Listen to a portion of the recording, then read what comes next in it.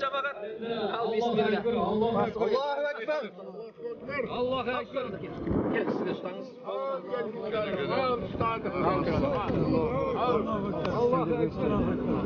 Allah takalam inşallah duamızı kabul kılsın inşallah. Amin. Allahu Ekber. Maşallah.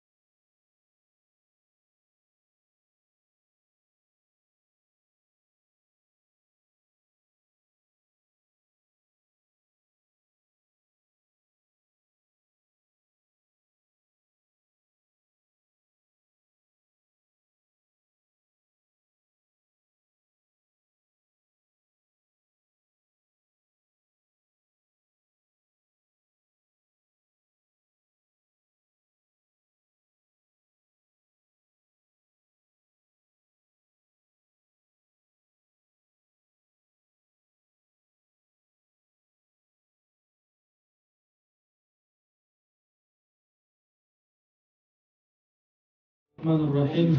Assalomu alaykum, hurmatli aqsoqollar, apalar.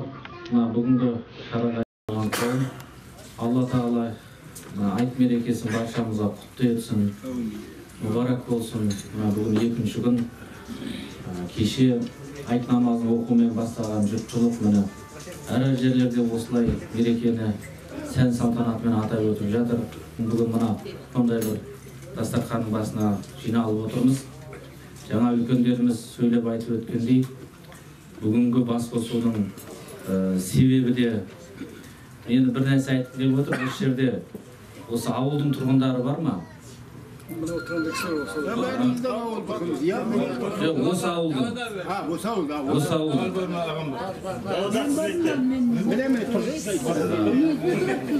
Осы ауылдың тұрғындары 16-17 жылдары менен осы мешіт саламыз деп жер сұрап келіп еді. Мен бүгін сол кісілерді көрем ба деп едім. Аға, сіз келдіңіз ба? Келгенде маған не айтқандарыңыз білесіздер ма? Жер әперсең болып, мешіт сабаламыз өзім дегенсіздер. Мына 19 жылы біз уәдемізде тұрдық, жерді әпердік, оформить етіп бердік. Қазақстан мұсылмандар діни басқармасының атына жерді рәсімдедік. Осы аттың бәрі шықты. Енді кезек сіздерде. Ауыл сонда келіп, менің жағамнан алғандай болған. Осы ауылдың тұрғындары. Неге сен бізге жәрдемші болмайсың? Неге сен бізге жаңағы жер тезірек әпермейсің деп? Мен сол кезде айтқам, нақты салатын адамды алып келіңіз маған. Қолында қаражаты бар, осы мешітті аяғына дейін өзім бітіремін деген. Жоқ, біз халық болып саламыз деді сол кезде. Маған 2-3 топ адам келген, бірінен кейін бірі. Мені өткені өтті. Бірақ ағайын, сіз ауылдың тұрғыны болсаңыз, ауылдың жамағатына сәлем айтыңыз.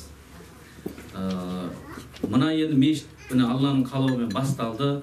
Басқа бір сырттан бір кісілерге осы жер берілді. Міне енді жұмыс бастап жатыр.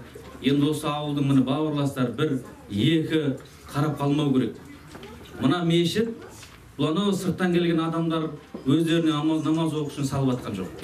Осы бауырластар 1-2 үшін салынып жатыр бұл мешіт. Бұл жерден тапсырылғаннан кейін діни басқарманың балансында болады, бір имам әкеп тағайындалады. Бұл осы бауырластарға қызмет жасайды. Осы жердің баласын оқытады, осы жердің үйленген жастардың некесін қияды, баласының құлағына азан шақырады, 5 уақыт намаз оқылады, тағысын тағы басқа осы жер қызмет жасайды.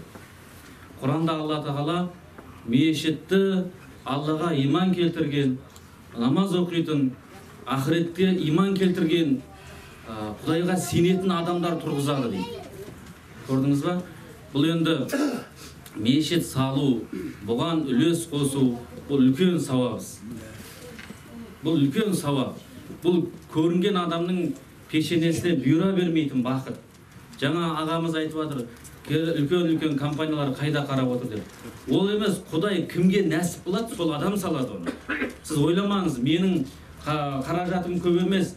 Бұл мешітке мен қаншалықты үлес қосалам, менің берген үлесіммен осы мешіттің шаруасы бітіп қалама деп ойлауыңыз мүмкін. Жоқ, ол көп түкірсе көл болады. Бұл мешіт сіз көмектеспесеңіз де бітеді.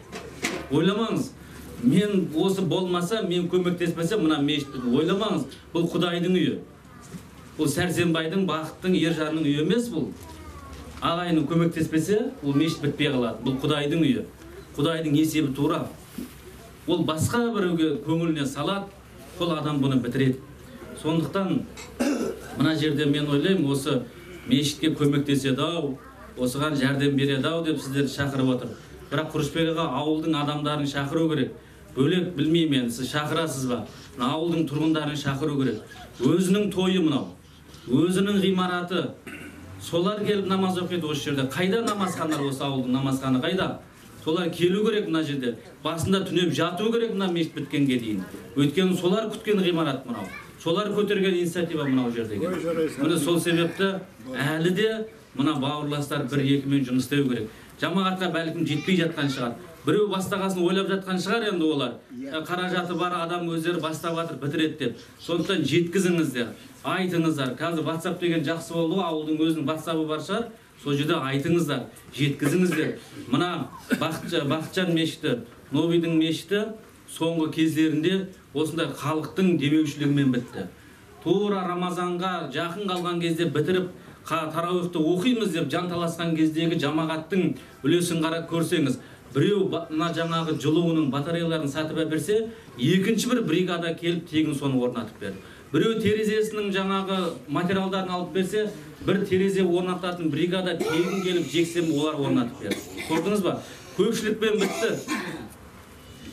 Мына пайғамбар саллаллаху алейхи вассалам кімде-кім Алланың разылығы үшін жер бетінен мешіт тұрғызатын болса, Құдай тағала жәннатқа дәл сондай үлкен зәулім үй салып береді дейді. Кімнің Құдайдан үміті жоқ? Кім жәннатта Құдайдың разы болған, Алла разы болған жәннатында бір мекен, сол жерде мекендегісі келмейді. Сондықтан бұл сізбен бізге керісінше мүмкіндік Құдайға жақындауға деген.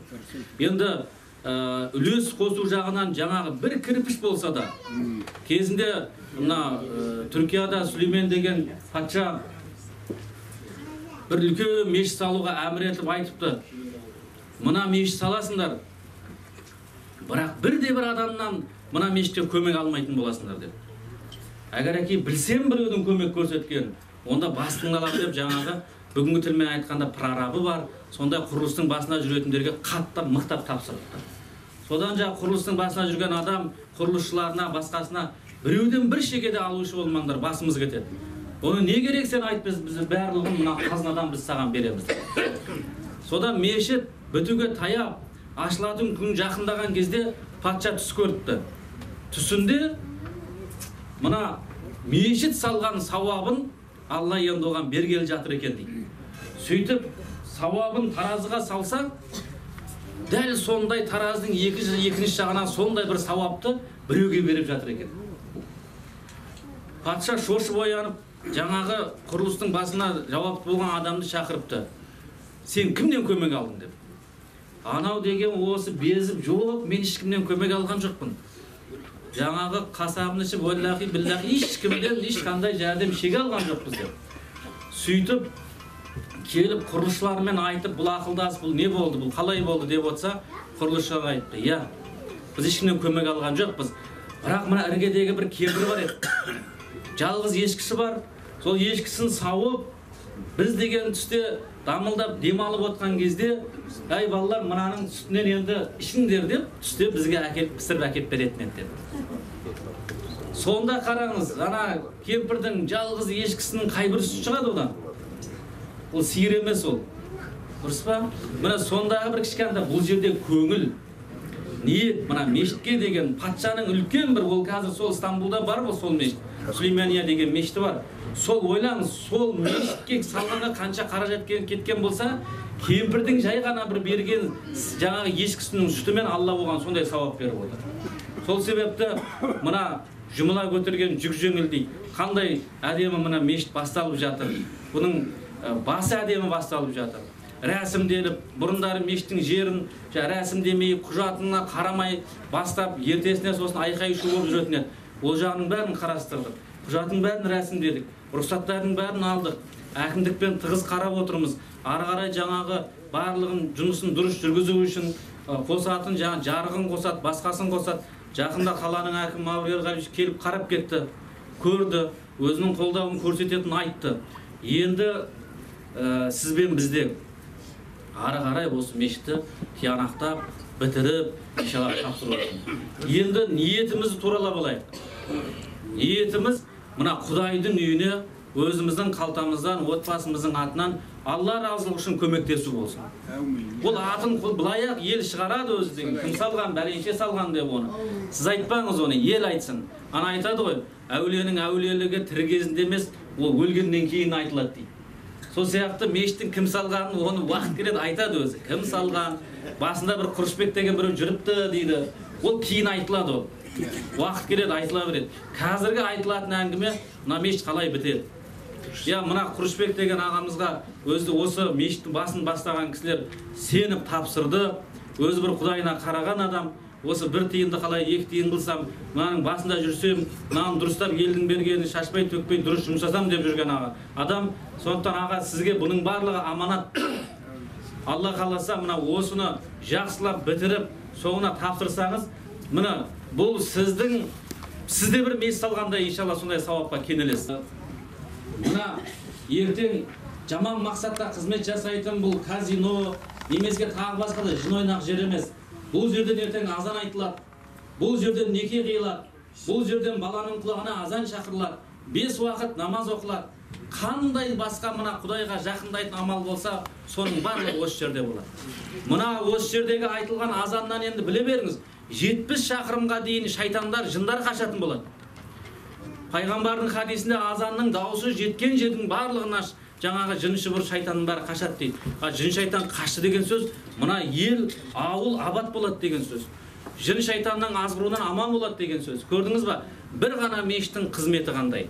Сондықтан Алла Тағала барлығымызды осы бір баланың, бір атаның баласындай күшімізді біріктіріп, иншалла мына мешітті бітіруді баршамызға нәсіп етсін. Мына ауылдың тұрғындарына аманат, сіздер де келіп жәрдем беріңіздер, көмектесіңіздер. Мына мешіт енді 1 жылға жоспарланып отыр. Егер бұндай тиянақсыздық танытатын болса, бұл 1 жылда бұл мешіт бітпейді бұл деген. Мешіт біту үшін мына Күрішбек ағаның командасы деген тоқтамай жұмыс істеп тұру керек.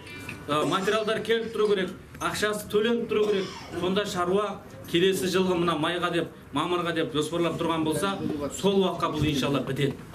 Алла соған жазсын, барлығымызға осында жақсы істің қасында болуды нәсіп етсін иншалла. Жаңағы айтқанымда ниетімізді туралап алайық. Ол ниет тура болса, мына мешіт қызмет жасап тұрса, сіз ойлай беріңіз. Бір кірпішіне үлес қосқан болсаңыз да, осы жерде оқыған намаз, алған дәрет, олар қандай сауап алып жатқан болса, белгілі бір бөлігі сізге де барып тұрады иншалла. Бұл қиямет қайымға дейін барып тұратын сауаптардың бірі. Мына бір жаңа адам қайтыс болып кетсе де артынан барып тұратын 3 сауап іс бар. Сол оның бірі жаңа садақатул жария дейді. Мына осындай мешіт, медресе, көпір, құдық қазып кетсе, мектеп, балабақша, бұның барлығын елге қызмет жасайтын.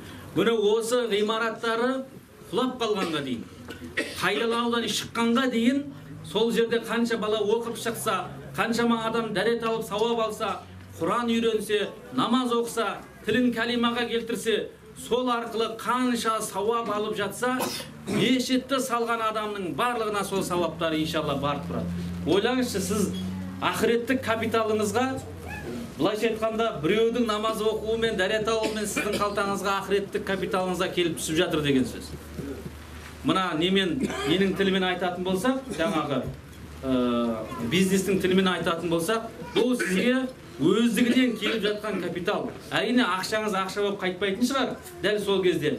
Бірақ Алла Тағала сізге оны береке қылып қайтарады. Отбасыңызға жақсылық қылып қайтарады. Ақыретіңіз үшін абат, ақыретіңіз үшін сізге бір сауап етіп қайтарады. Алла Тағала осы мешіттің соңына жеткізіп, бірге ашылуында осы жерде соның тойлауды баршамызға нәсіп етсін. Айт мерекесі баршамызға құтты болсын.